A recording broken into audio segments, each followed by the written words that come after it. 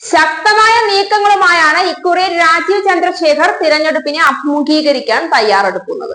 തിരുവനന്തപുരം തന്നെയാണ് രാജീവ് ചന്ദ്രശേഖറിന്റെ പ്രധാന ലക്ഷ്യം. കേരളത്തിന്റെ ഭരണസിരാ കേന്ദ്രത്തിൽ അധികാരം ഉറപ്പിക്കാൻ കഴിഞ്ഞാൽ കേരളം ഒട്ടാകെ പിടിമുറുക്കാൻ കഴിയുമെന്ന ചിന്തയിലാണ് രാജീവും BJP നേതൃത്വവും.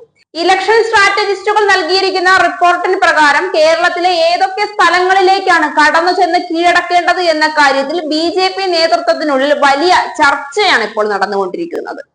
ആന്റി പിണറായിസം പദ്ധതി നടപ്പിലാക്കി ആശാ തൊഴിലാളികളുടെ ഉൾപ്പെടെ പിണറായിക്കെതിരെ തിരിച്ചുകൊണ്ട് ജനശ്രദ്ധ മുഴുവൻ പിണറായിയുടെ ഭരണവിരുദ്ധത എന്നും ഭരണ പരാജയമെന്നുമുള്ള വാക്കുകളിലേക്ക് തിരിപ്പിച്ച് തലസ്ഥാനത്തിന്റെ ഭരണം പിടിച്ചെടുക്കാനുള്ള അതിഗൂഢതന്ത്രങ്ങളാണ് അണിയറയിൽ മെനയുന്നത്. അതിനൊപ്പം തന്നെ കോൺഗ്രസിന്റെ തമ്മിൽ തല്ലും നേതൃത്വത്തിനുള്ളിൽ തന്നെയുള്ള ഭിന്നിപ്പും തങ്ങൾക്ക് ഗുണകരമാകുമെന്ന വിലയിരുത്തലും BJP നേതൃത്വത്തിനുണ്ട്. ഇക്കുറി തലസ്ഥാനം പിടിക്കണം. നഗരസഭാ കെട്ടിടത്തിന്റെ കാവിക്കൊടി പാറിക്കാൻ സാധിച്ചാൽ ആദ്യ പടി കഴിഞ്ഞു. പിന്നെ തിരുവനന്തപുരത്ത് തന്നെ 2 നിയമസഭാ മണ്ഡലങ്ങൾ പിടിക്കാം. അതിന് സാധിച്ചില്ലെങ്കിൽ പിന്നെ അടുത്തിടെയൊന്നും BJP ഇവിടെ രക്ഷപ്പെടാൻ പോകുന്നില്ല. സംസ്ഥാന പ്രസിഡന്റ് രാജീവ് ചന്ദ്രശേഖറിന് ഇലക്ഷൻ സ്ട്രാറ്റജിസ്റ്റുകൾ നൽകിയിരിക്കുന്ന റിപ്പോർട്ടിൽ ഇങ്ങനെയാണ് പറയുന്നത്. ഇതിന്റെ അടിസ്ഥാനത്തിൽ നടപടികൾ ഊർജിതമാക്കാൻ രാജീവ് നീക്കങ്ങൾ ആരംഭിച്ചു കഴിഞ്ഞു.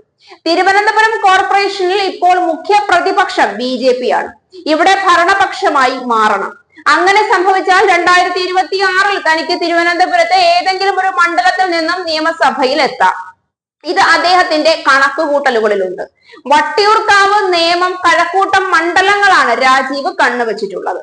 എന്നാൽ ഇതിലേറെ പ്രിയം വട്ടിയൂർക്കാവിനോടാണ്. എന്നാൽ ഇവിടെ K മുരളീധരൻ കോൺഗ്രസ് ടിക്കറ്റിൽ മടങ്ങിയെത്തുമോ എന്ന് ഉറപ്പില്ല.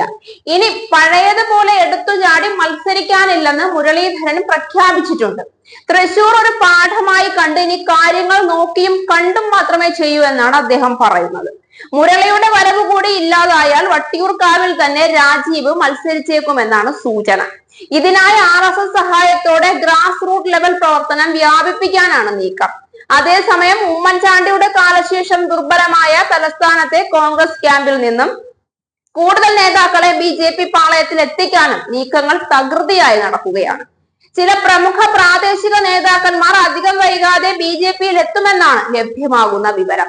ഏതായാലും ഇക്കുറി ഇല്ലേൽ ഇനി അടുത്തിടെയൊന്നുമില്ല എന്ന മട്ടിലാണ് BJP തങ്ങളുടെ ആക്ഷൻ പ്ലാൻ തയ്യാറാക്കുന്നത്.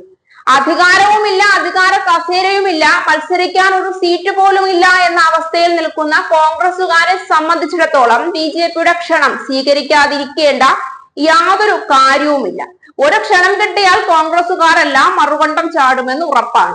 ഇനി കേരളത്തിന്റെ ഏതെങ്കിലും ഒരു അധികാര കസേരയിൽ ഇരിക്കണമെങ്കിൽ അത് കോൺഗ്രസുകാരെ കൊണ്ട് കൂട്ടിയാൽ കൂടുന്ന കാര്യമല്ല എന്ന് കോൺഗ്രസിനുള്ളിൽ തന്നെ നല്ല ബോധ്യമുണ്ട്. അങ്ങനെയെങ്കിൽ ഒരു പരീക്ഷണം എന്ന നിലയിലെങ്കിലും BJPക്കൊപ്പം നിൽക്കാൻ കോൺഗ്രസിൽ പലരും മനസ്സുണ്ടെങ്കിലും തയ്യാറെടുത്തു കഴിഞ്ഞു. K മുരളീധരനാണ് തിരുവനന്തപുരത്ത് മത്സരിക്കുന്നതെങ്കിൽ ഒരിക്കലും രാജീവ് ചന്ദ്രശേഖറിന് അതൊരു വെല്ലുവിളിയാകില്ല. ശശി തരൂരിനെ നിർത്താനുള്ള സാധ്യതകളും തള്ളിക്കളയാൻ കഴിയില്ല. എങ്കിൽ രാജീവ് തന്നെയായിരിക്കും വീണ്ടും എതിരാളിയായി രംഗത്തേക്ക് വരുന്നതെന്ന കാര്യം ഉറപ്പാണ്.